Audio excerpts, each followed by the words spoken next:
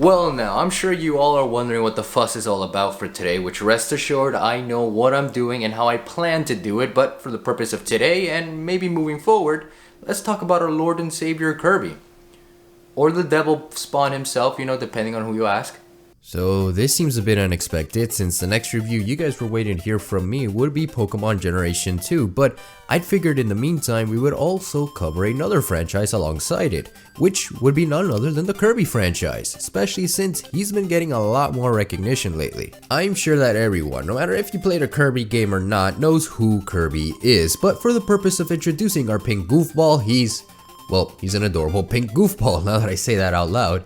Plain and simple, and it doesn't stop there. Filled with fun, dreams, and of course a sense of adventure as with any video game character, Kirby has been a part of the Nintendo roster since almost the early days of the Game Boy, believe it or not. Since then, he has appeared on multiple titles for each generation of Nintendo products and even had a show on 4Kids called Kirby Right Back At Ya, a show all about Kirby shenanigans here and there on Planet Popstar. Something I would love to rewatch again since I don't remember much about it aside from watching it after Yu-Gi-Oh! And Sonic X back in the day.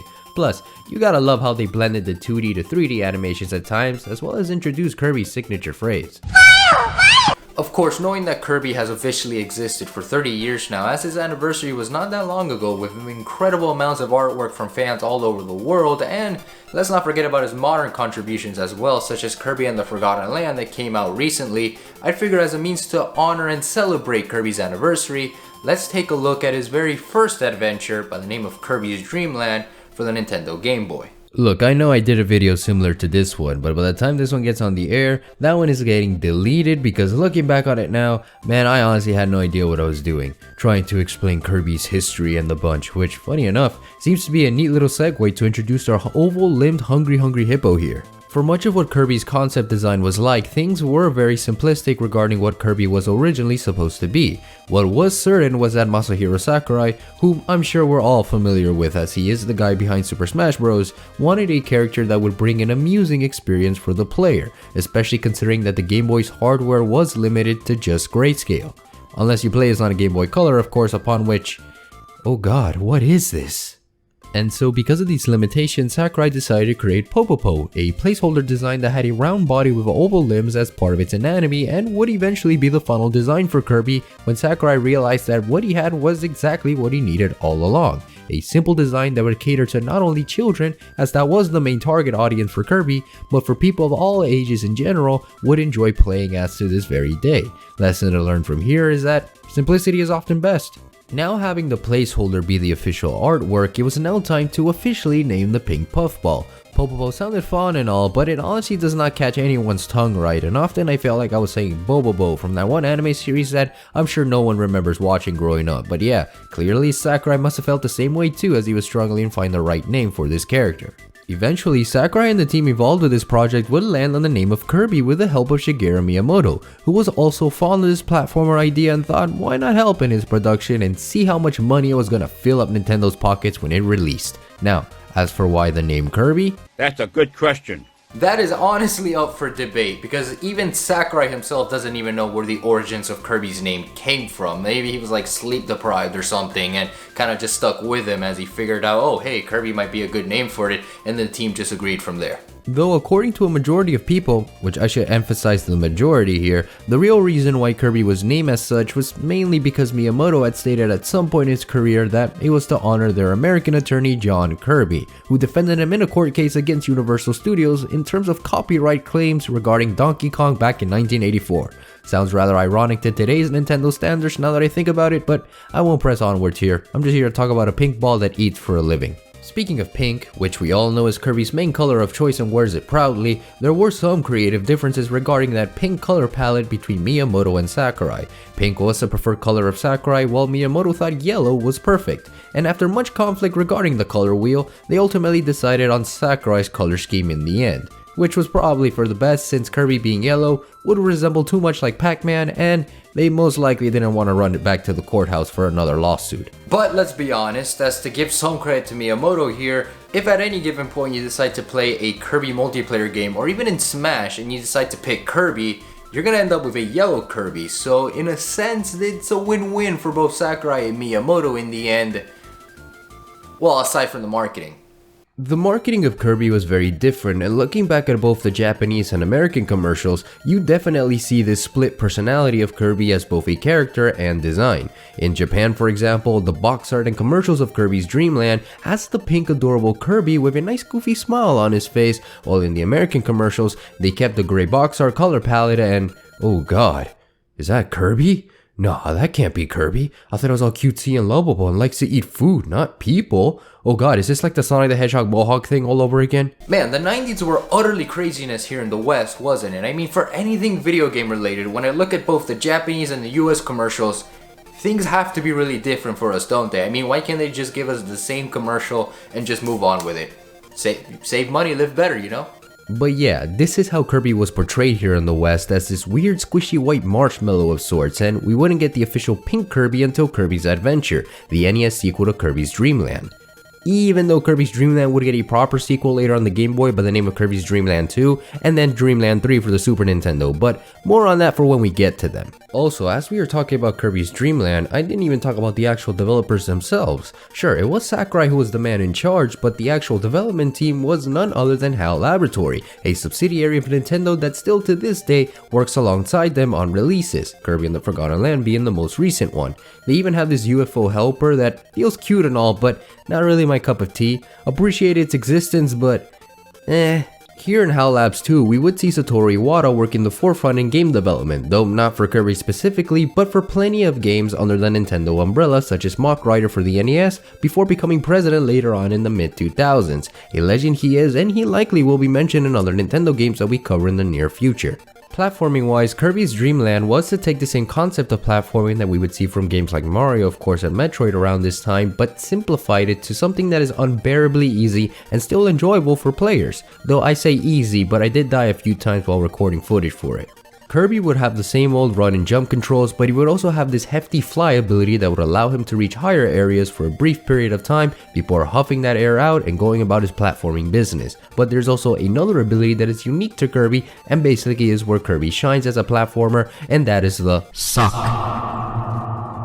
Yeah, you know the one I'm talking about, as Kirby's Dream Land would introduce Kirby's infamous sucking ability, but only inhaling enemies and objects and using them as projectiles against them is what Kirby's Dream Land would provide in gameplay. We wouldn't see the copy ability until Kirby's Adventure, but like I've said, we will cover that in depth there. Still, the ability to inhale your enemies and spit them out against their own will is a unique ability for a character, one that fits well with Kirby's appearance perfectly. I mean, just saying that your impending doom is being swallowed by a cotton ball doesn't sound so threatening now, does it? Don't answer that.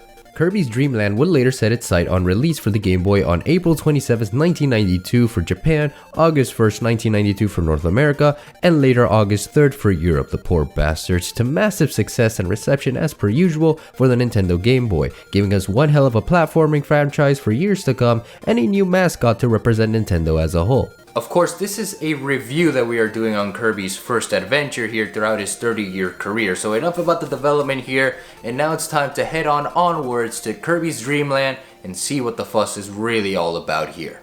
To start with the story of Kirby's Dream Land, if you can even call it a story, is that Kirby goes on an adventure in order to stop King Dedede, who stole all the food in Dreamland, and that's about it really, since this game is honest to god 2 hours long maximum. You can easily breeze through this game in one sitting, wondering if this was all that the game had to offer compared to newer Kirby games. But no, after beating King Dedede, the game just rolls into credits and that's the end of it. No exciting fanfare, no exciting plot, just a simple platformer with Kirby running around for 5 stages and then saying peace out, it's time for my lunch break. Also, don't ever steal food from Kirby because you'll most likely end up being food. This game is embarrassingly short and simple in both premise and platforming, which I guess was something that Sakurai wanted, and we know that Kirby games aren't meant to be as challenging as Mario or Sonic would in their platforming, but here, it felt like I started the adventure and then ended abruptly, leaving a rather bland taste in the end. Sure, this was a game mainly targeted for kids, but I wish there was more to that, you know? Okay, not to be too harsh on the first Kirby game here, I did enjoy the diversity of the stages, despite them being 5 stages in total for Kirby to run around from point A to point B while swallowing enemies whole and spitting them out in the process.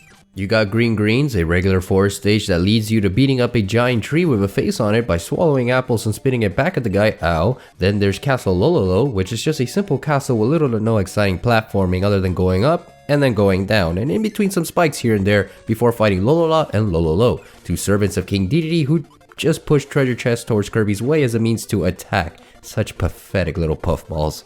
Float Islands, my personal favorite, felt like your typical beach stage that would have you be starting near the edge of an island and suddenly up in the clouds against a random cannon attached to a blimp. Okay, honestly that's about it for this stage, but I really like to transition from Beach Island to Cloud Island as Kirby is seen with the warp star heading towards a whale that was just chilling in the background before Kirby just falls down on it and having the whale to produce enough force to send Kirby flying off into the clouds like the Straw Hats from Skypiea. A fun visual that kind of made me chuckle a bit. The fourth stage, Bubbly Clouds, is just a continuation of Float Islands, but more nighttime theme with some weird obstacles thrown your way at times, as well as throwing off your sense of direction, period. This stage also screwed me over because of the weird eyeball cloud that annoyed me, because I had no idea where a hitbox was in terms of dodging the thing when it went low on the ground as a means to attack. Screw you, man. You're supposed to be fluffy with sheep, not with spikes, goddamn. Lastly, there's Mount Dedede, the final stage, which is just a Mega Man boss rush stage that has you fighting the previous bosses. Each has a short stage that has you quickly avoiding enemies to reach the Kirby in the end to gain access to the boss and beat them a second time because they clearly didn't learn from the first one, and it's nothing extra really, as once you do fight all four of them again, you finally get to face off against King Dedede to settle the score. A penguin with a giant hammer and robes of a king, he is the final challenge for Kirby to face, utilizing his size as a means to jump in the air and ground stomp you, run towards you with his hammer, or trip and fall on top of you depending how bored he is, and like Kirby, inhale Kirby to eat him and spit him out. The only means to attack King Dedede compared to the other bosses is by inhaling these stars he throws at Kirby and spitting them back out at him, making the fight a bit challenging than the previous ones. Now, you can see the footage for yourself, but I did struggle a bit with this one because while Kirby games aren't that hard, Kirby's animation as a whole in this game felt like a 1-ton heavyweight was at him at all times, making him feel somewhat stiff to control. He even has his running animation that is more of a strut really that comes out of a Castlevania game, and while he can fly, which is a staple, it feels so damn rigid and unwieldy. I didn't mind using it for the first two stages, sure, but the later three, they were a hassle because Kirby just didn't feel too floaty to me, and to activate it just felt as stiff if not more so than his platforming overall. But for what it's worth though, I do like the overall movement of Kirby, and his Game Boy sprite is pretty funny to look at as he looks like he has this face that says, "Oh crap, I think I left the Hot Pockets on for too long." Of course, there is his infamous inhaling ability that I kinda already went into some detail earlier, but yeah, that's the combat system for this game here. Instead of jumping onto stuff or blasting things with a pea shooter, Kirby's main gimmick is this inhale ability, which in this game and in this game only, would allow him to swallow an entire enemy whole and spit them out as projectiles towards other enemies or obstacles that stand in Kirby's way. Now, when we think of Kirby games, we do think about the copy abilities that he gets from swallowing certain enemies here and there, but again, as I also mentioned earlier, that wouldn't be showcased until Kirby's Adventure for the NES about a year or so later. So if Kirby swallows an enemy here, that man is gone from this earth and nowhere to be seen again. Man, that sounds terrifying when said out loud. Are we sure that Kirby isn't the real villain here? Enemy wise, I like the cutesy design to them that sort of makes Kirby's world more fun to be a part of than to dread it at every second, and it shows in their character designs and animations. Be it the dancing mushrooms, knights with swords, or even the standard Waddle Dees and Waddle Doos, they all have this distinctive cute and cuddly feel to them despite wanting to kill Kirby at every damn second. Hell, even King Dedede's design makes me want to give him a hug rather than toss him to a pit of lava every single time I catch up with him. Except you, Eyeball Cloud, you can rot for all I care, you're giving me all that shit. And in terms of the level design, I appreciated the effort of making things easier for the player to mindlessly dive into, and 5 stages did feel right for this first game on the Game Boy, even though I did wish there was more content for it. I liked how smooth the transitions were as stated with the Float Island stage, and Kirby does feel one with the platforming here. There are no challenges here that many would find in Sonic and Mario games, and it makes the game fun to a capacity because again, the simplistic nature of this game shows way more than it should, making the game feel lifeless and bare bones, and I think that's the best way to describe this game as a whole. Man, I really want to say more about Kirby's Dream Land because I enjoy playing this game, but there is not much to really get my hands on and appreciate the game besides the whole sentiment that this is the first Kirby game. And honestly, with that in mind, you can just skip this one since there is not an underlying subplot here besides Kirby going on an adventure and beating the crap out of a fat penguin to get his food back before the credits roll. A mindless adventure that has you running around in one direction and nothing else, which is not a bad thing, but way too simplistic for its own good. I will say this though, that the music, despite being very few in track selection, is very enjoyable and a fun vibe to explore through these simple stages. My personal favorite of the bunch ended up being Float Islands and the King Dedede fight, mainly because they stuck out to me the most compared to the others. Plus, with Float Islands here, I'm a Floridian, and tropical vibes is what I stand by and nothing else. Sue me. Still, if you do decide to play this one, it is still a fun experience and something to just dive into for a good hour or two, since again, this game is very short. It may not be as memorable as perhaps other Kirby games that I'm sure we will tackle down the line, but it is still an experience that gets you to appreciate the pink goofball more, and honestly, that is worth it to some capacity. Yeah, this game is too simplistic, yeah, there are no copy abilities, yeah, this game only has 5 stages, but you know what? Kirby's Dream Land is a delight to play, and it shows the intentions that Sakurai wanted for the franchise. But it's time to wrap things up with Kirby's Dream Land here, and the next time we do decide to tackle some more Kirby, which most likely will be the case now that I think about it, it will be with Kirby's Adventure for the NES, the indirect sequel to Kirby's Dream Land, which I will explain a little bit more when that time comes. I also know that you guys are waiting for me to talk about Pokemon Generation 2, so obviously look forward for that one, but also look forward for some future Kirby titles for me to cover down the line as well. For now though, thank you guys so much for all the support. Keep being awesome, keep spreading love and kindness into the world, keep improving yourselves each and every day, and know that I love you guys forever and always to 120, and I can't wait to see you all next time. Remember guys, stay freaking sexy, stay safe out there, and take care.